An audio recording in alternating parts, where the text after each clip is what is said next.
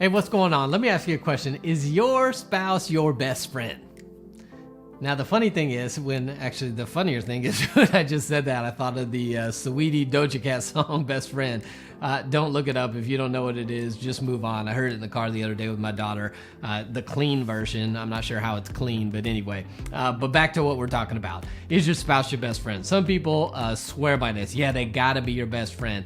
I don't know if I'll go that far. I do think they need to be one of your top friends. A friendship in marriage is a healthy aspect of marriage. So in this video, I want to talk a little bit about what that looks like. I'm going to give you 2 keys of a friendship-focused marriage. That's today on Relationshots. Welcome to Relationshots. My name's Eric Wooten. If this is your first time hanging out with us, welcome to the place to get practical relationship advice that actually works in your relationship. If you haven't already done so, go ahead and click the subscribe button and the bell notification so you don't miss upcoming videos. So let's talk about friendship. Friendship in a marriage is important. Some people would say they need to be your best friend. I don't know if I go that far, but they need to be one of your top friends. The question is, how do we do that? I've done another video on some keys to building or growing the friendship in marriage. You can check that video out as well. But in this video, I want to talk about 2 keys to what I would say is a friendship-focused marriage.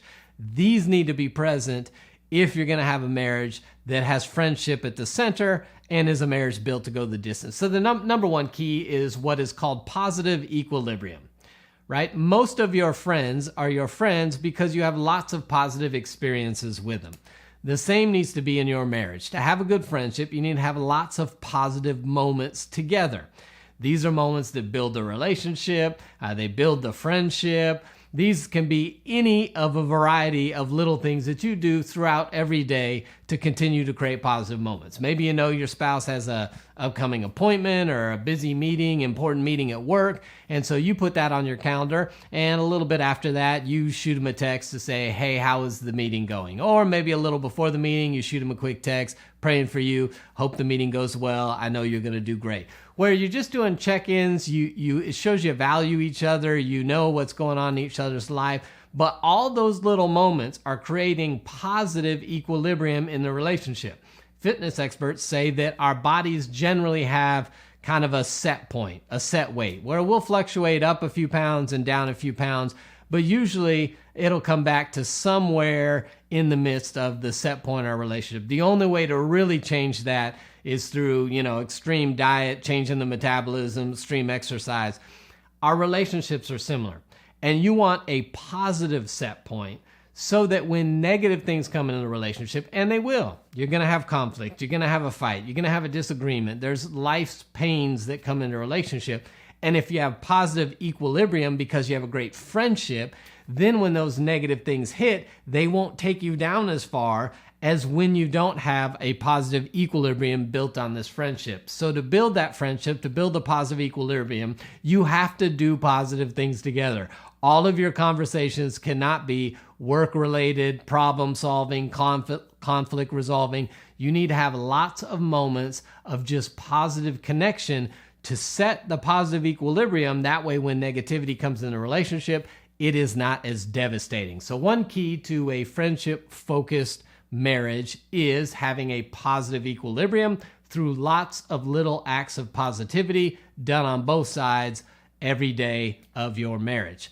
The second key to a friendship-focused marriage is successful repair attempts.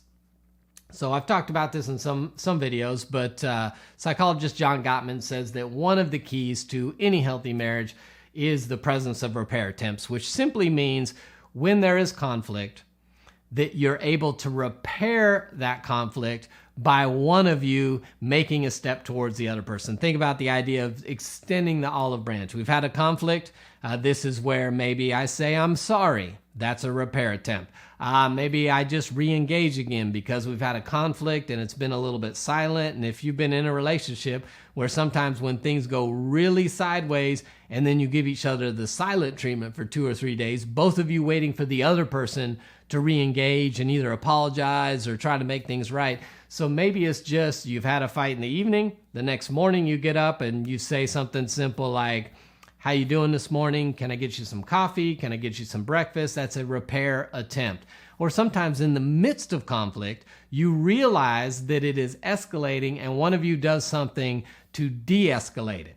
Maybe you tell a joke and say something funny. Maybe you say, "Hold on, time out. We just need to take a break. Let's figure this out later. It's not as big of a deal as we're making it right now." These are all different repair attempts.